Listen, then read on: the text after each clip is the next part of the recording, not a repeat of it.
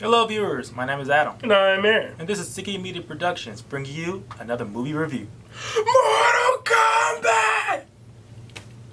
Yeah, Mortal Kombat. Mortal Kombat has been finally released in 2021. Really set for January of earlier this year, but because of certain situations of global event, it's been pushed back, not only for a few months. In April. Everybody was moving around. We don't know how this is going to end up, but surely Hollywood is trying to figure this stuff out. And this was just one of the luck of the draws when this movie decided to, throw on itself on the scene. This is also during at the time of this video as Warner Brothers did a simultaneous release with all their movies set for 2021, while people having a choice to watch it in theaters and either or their new streaming service of HBO Max. Mm-hmm. And we watched it on HBO Max because reasons. Look, there's no elephant in the room. This movie had really big shoes to fill as far as video game adaptations are concerned, because for the most part most of them don't do that well or usually aren't really up to par. But Mortal Kombat was one of the rare ones that came out the gate with a decent adaptation. Yeah, is it dated? Does it have some things that doesn't necessarily work out as well as it did back then? Of course, but for the most part everybody really, or at least most people, really look back at it very fondly and is enjoyable. I still love it. It's still one of my favorite video game adaptations. Yes, it is. And Warner Brothers, ever since they acquired Midway Games and essentially changed it to NetherRealm Studios, for the most part, they actually been a little more hands-off-ish, while like just act more like you're aware that Warner Brothers exists. Are the parent companies because they do act for NetherRealm Studios to try to develop other things other than the Mortal Kombat brand, i.e. the Injustice property. Yeah. But other than Mortal Kombat, they did experiment outside of that franchise with the Rampage live-action release, which was quite a solid picture and proved to be highly profitable. So more to hopefully more to come for other games or adaptations from that video game developer. But more importantly, how did this one do? Well, yeah. Let's start with like most reviews we do. Let's start off with the story. So I want to say is that they decided like go in a different direction with the source material. It's more like they're using the faith. They're trying to be as faithful as possible to the source material than the original game was, the original 1995 adaptation was, while also retelling the story in their own way. And they retold quite a bit in their own way in certain respects. Yeah, they stay true to like the heart of what Mortal Kombat is supposed to be. Yeah, they do. They would be fools to go in any other direction other than that. Mm-hmm. But the way they decided to go about it in this particular movie was a little bit different, and just at the same time, I don't know if it was really the right choice. Well, one of the major surprises that fans of material would immediately or slowly becomes sure while watching the film is that the story in the movie essentially acts as more of a prelude to the actual Mortal Kombat event. Now, Mortal Kombat is derived from the actual name of the actual tournament of the same name, which is this ancient martial arts it's a tournament that basically that's basically centered to try and decide the fate of all realms in existence. And this particular movie decides to forego the tournament in favor to try and be more of a character study for certain various characters throughout this film that they introduce, and a little bit of world building to get you set for what supposedly is a franchise going forward. I couldn't help but wonder throughout watching this film just how much of a checklist this feels as for Warner Brothers. They want the film looks like is a live action adaptation of Mortal Kombat.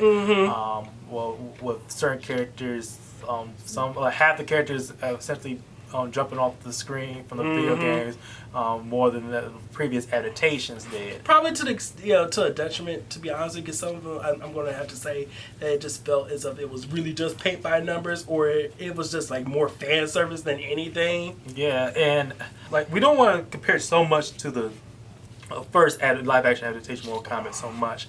But a clear difference from that film into this one is how much of a lack of atmosphere this modern interpretation does have. It's really kind of cut and dry. It's like like I said, this movie centers itself around some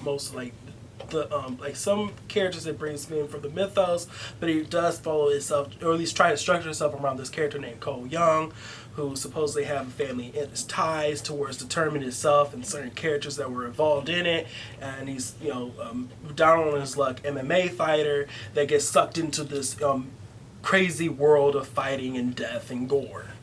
And some of the additional things that they decided to introduce into the story, it plays very hit and miss because it sometimes either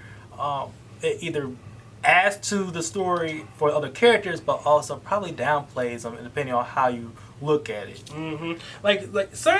For certain characters and certain story developments, it's okay. Like, for instance, one of the favorite people or at least one of the favorite characters I felt as though it was a spot on transition was the character known as Kano. Straightforward, that was Kano from the games. This is Kano in the movie, and he was like the most hilarious and fun character to follow. The actor Josh Lawson, he killed it. He essentially steals every scene that he's in this film. Yep. To the point that he, to probably the detriment to the film overall, the mere fact that he is one of the only characters who actually knows what type of story he's in. Exactly. It's like they try to be a little way too serious and certain. Don't get me wrong. The fate of the world is at stake. You should take it seriously. But I feel as though Mortal Kombat has such a crazy premise in and of itself that you have to be able to play with it and realize what you're working with. And I feel as though they try to be too ingrained to what they were trying to work with, and just too in the nose about it. It's like, no, you needed more characters like Kano, or at least more characters that could just emphasize what this world is supposed to be. And it just didn't have that here. Yes. Other than just Kano, the heart of the story, they do try to highlight one of the major elements that's from the video games. Is an ancient rivalry between the two ninja clans, in which, thankfully enough, the two most popular characters from Mortal Kombat are indeed highlights in the films as well, such as Scorpion and Sub-Zero. I loved when they were on the screens, when they were doing those particular characters, I was sucked in. I liked what they were doing, especially with the character of Sub-Zero. They did so many cool things they did in this movie with him, as far as special effects are concerned, and the way he carries and stuff. That's like, I need that more into the games as well. And so much of the performance is very physical, to the point that they do, because it's mainly a fight, they're showing off more of a choreography. A lot of the ways they're to express their characters is also as if they're they don't talk as much. Yeah. And it's mainly because even how much they highlight, they're sporadically used in the film. Yep. But when they do on screen, they shine. But the one thing that doesn't shine in this film, which is actually one of the biggest gripes I got against it, is that choreography. The fighting in this movie is not done all that well. There are very few fights in here that felt as though that was okay, or somewhat fun to watch. Being some of the first fights that was dealt with Sub-Zero and Scorpion and a few other characters sprinkled around. But for the most majority, the cinematography was not there, and it showed that this is probably somebody who's not necessarily all that experience in here. And it's the credit director is a man named Simon McQuaid, who, from researching this, is indeed his first feature-length film, and it shows. The whole reason why this movie was even made in the first place is because of a person by the name of Kevin Tenturian. Now, this guy, he is most known in the entertainment space as a television director. He directed so many, and basically showrun a lot of the superhero network television shows, mainly Agents of S.H.I.E.L.D., and directed some of the more action and fighting heavy of some of the CW superhero shows. But he decided to do, not too long ago, a web series that featured around the Mortal Kombat mythos, Mortal Kombat Legacies, that this film is heavily inspired from.